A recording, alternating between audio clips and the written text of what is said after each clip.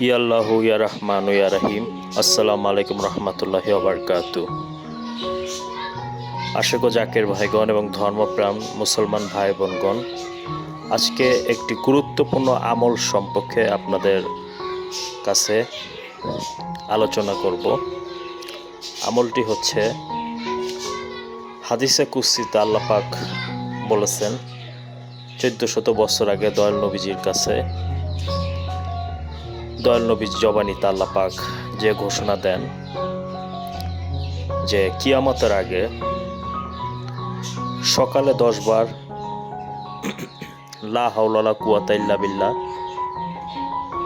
বিকালে 10 বার লা হাওলা ওয়ালা কুওয়াতা ইল্লা বিল্লাহ এবং এশারের পরে 10 বার লা হাওলা ওয়ালা কুওয়াতা ইল্লা বিল্লাহ পাঠ করলে তার বিপদ আপদ বালা মুসিবত ভয় গজব আজাব আসমানি আজাব রোগ বিমার সব কিছু হতে আল্লাহ তাকে মাহফুজ রাখেন, মুক্ত রাখেন। আমাদের মহান মুর্শিদ কেবলা যান সকালে লা হাওলা কুওয়াতা 10 বার পড়ার আগে অবশ্যই 5 বার কালেমায়ে তাইয়্যিবা অর্থাৎ লা ইলাহা ইল্লাল্লাহ মুহাম্মাদুর রাসূলুল্লাহ সাল্লাল্লাহু আলাইহি সাল্লাম পড়তে বলছেন। এবং এই আমলটি শুধু জাকির ভাই জাকির বোনদের জন্য না, সারা বিশ্বের সকল মুসলমান ভাই বোনগণদের জন্য, কারণ এটা হাদিসে বর্ণিত আমল। তো আমি এটা নিয়ে রিসার্চ করার মতো কিছু নাই, যেহেতু আল্লাহ পাকের রাসূল পাকের জবানিতে আল্লাহ পাক যে বার্তা দেয় সেটাকে বলা হয় হাদিসে কুদসি। আর আল্লাহ পাকে আমলটি রাসূল পাককে দিছে উম্মতে মুহাম্মাদির জন্য। তো এটা আমি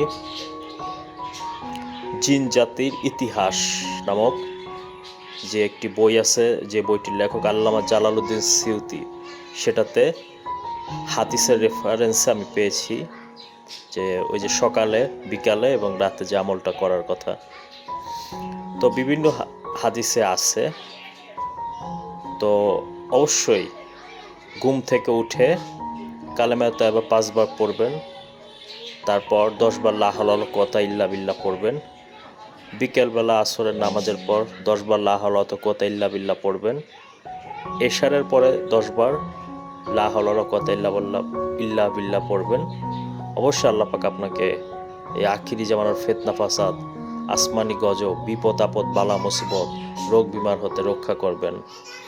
সবাই এটা শেয়ার করেন এবং ছড়িয়ে দেন, আর সবাই যাতে জানে।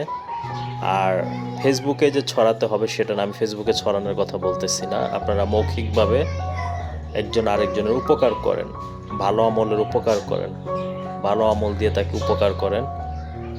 হয়তো সে আমলের বদলতে যে ফজিলত, যে বরকত রহমত পাবেন, আপনিও সেটার অংশীদার হবেন। কোরআনে আছে, ভালো কাজে যে মধ্যস্থ হয় সে ওই কাজের ভাগীদার হয়। তো আবার আছে যে তুমি যার এহসান করলে তো তুমি নিজের এহসান করলে, এহসানত উপকার করা। তো এই পর্যন্তই বললাম। আসসালামু আলাইকুম রহমতুল্লাহি ওয়া বারাকাতুহু।